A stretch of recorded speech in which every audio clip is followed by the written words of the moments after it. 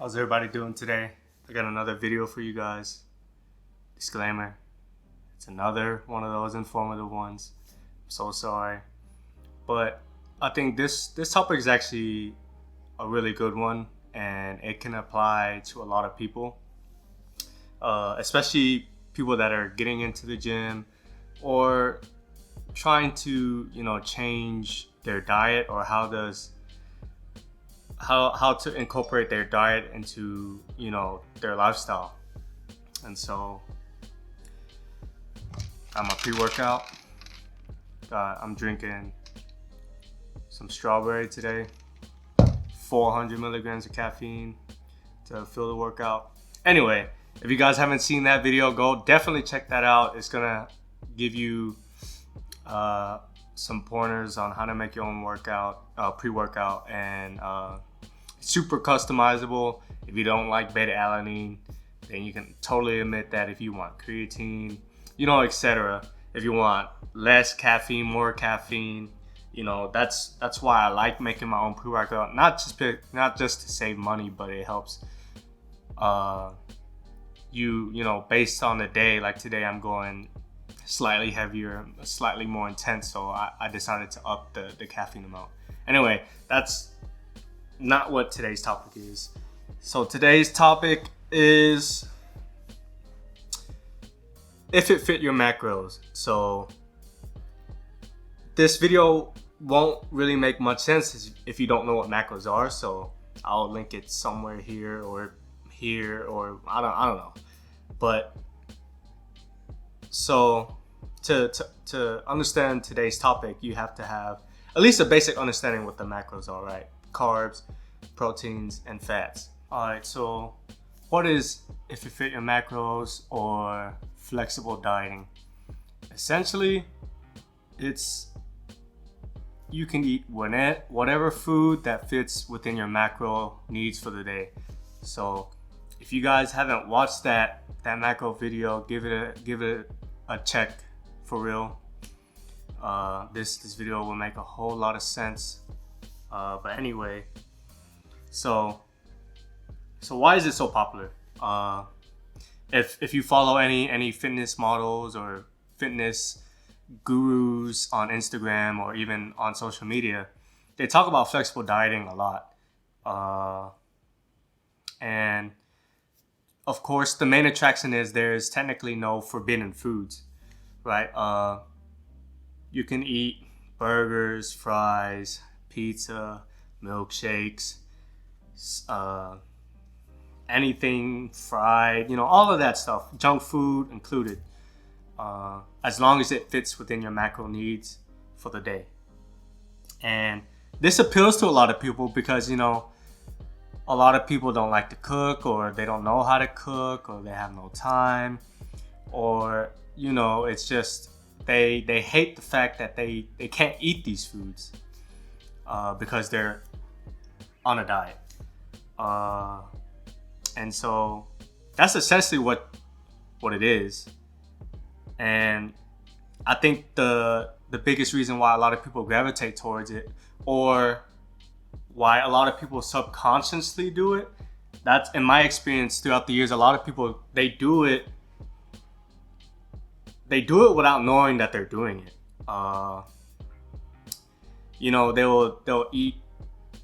They'll go out and get a meal from a restaurant or whatever, but maybe the rest of the time they're eating clean and tracking their food,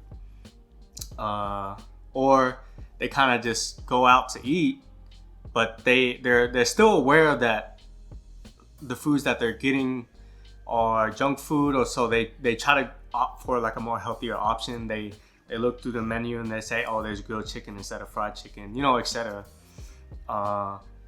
But the correct way to do it is, you are still tracking these foods. You aren't just going out and buying those foods, or buying a meal from a restaurant and then expecting not to track it. You still have to track that food, or else you're really just winging it, and you're just hoping that you're either under your daily needs or you're over your daily needs. It's based on your goal. And so another reason why it's super popular is I think is it meshes well with the social aspect with with your life. I like to preach that the gym and fitness should be a part of your life and not your life unless it is your life, as in you're a personal trainer, you make your money solely off training or fitness, or you're an athlete. That's a whole different kind of story and scenario.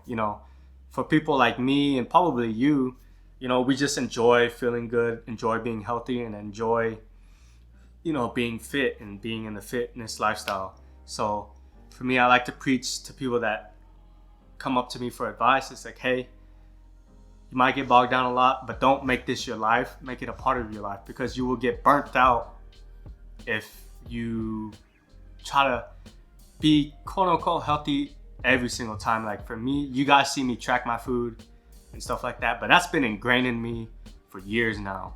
And it's like, I could do that in my sleep, you know what I'm saying?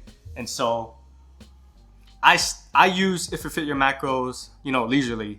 So if I go out with friends, I go to the bar, or I'm in some type of social setting, there's no way I can track what I'm intaking in terms of food and drinks.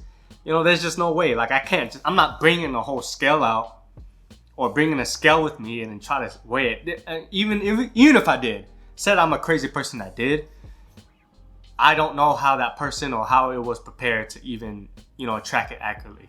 So flexible dieting, or If It Fit Your Macros, it appeals to a lot of people because of the social aspect of it. You're not limited to not going out to eat with your friends or meeting someone for a date or, whatever, because, they know that, they can still eat these foods and still be within their daily needs.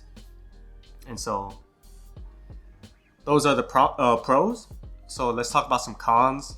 Some people take it way too far and they just kind of junk food, and then they get kind of in the habit and they get kind of lazy and they stop tracking, and over time it becomes such a bad habit that they kind of lose sight of tracking their food and then trying to be healthy, and then so let's say if someone is trying to lose weight and they're on the flexible dieting or If It Fit Your Macros, they continue to go out and get food or get food from a restaurant, and then a month or two later, like, why am I not losing weight? I'm eating below maintenance, but I'm still not losing weight. And so that's one thing. One bad thing is they take it too far. I still believe that you should track your food and still incorporate healthy foods into your diet, like whole foods and stuff. I wholeheartedly believe that 100%. And flexible dieting should just be a tool. It shouldn't be, your whole diet. Like, you shouldn't just be eating junk food just because it's like every single meal should be junk food just because it fits your macros. Another kind of smaller thing for my health nuts, it doesn't really consider macronutrients. You're not, more than likely you're probably not eating whole foods. You're eating fried shit, pre-prepared, quick, easy. You're not getting your greens and your vitamins and stuff. So that one's kind of smaller, but it is something to consider. Let's say you're nutrient deficient in something and it's causing health problems for you, then that's something to consider. And lastly, I kind of already talked about it, but it's harder to track your macro profile accurately because you don't know how it's being prepared. Let's say you're eating fried chicken. You don't know how much batter the cook used, or you don't know if the cook doused everything in oil, you know, etc., etc. You don't know what sauce is. You don't know how much sauce. You know, you don't know if the sauce has a lot of fat, oil in it. You know, so this flexible dieting, I believe, is kind of more it's more like an intermediate tool. I hate saying it like this because honestly anyone can do it, but I believe everyone should, you know, get the basics down and learn how to track their macros. So if you haven't seen that video that I made about how I count my macros to get shredded, you definitely should check that out. But yeah, that's why it's so popular. I mean, now you know the sauce. Like if you see your favorite Instagram model, Instagram fitness person on social media, and they talk about flexible dieting, this is exactly what they're talking about. And nowadays they preach it heavy because, you know, it's like a mental thing. Some people just really hate eating diet food, and I totally get that. But I think it also can be portrayed in the wrong sense. I believe you should still have your healthy foods. So, but this is what they do. That's what a lot of them do. They can take it to the extreme sometimes, but it is what it is. Hope this information was helpful for you guys, and I'll see you guys in the next one. Peace.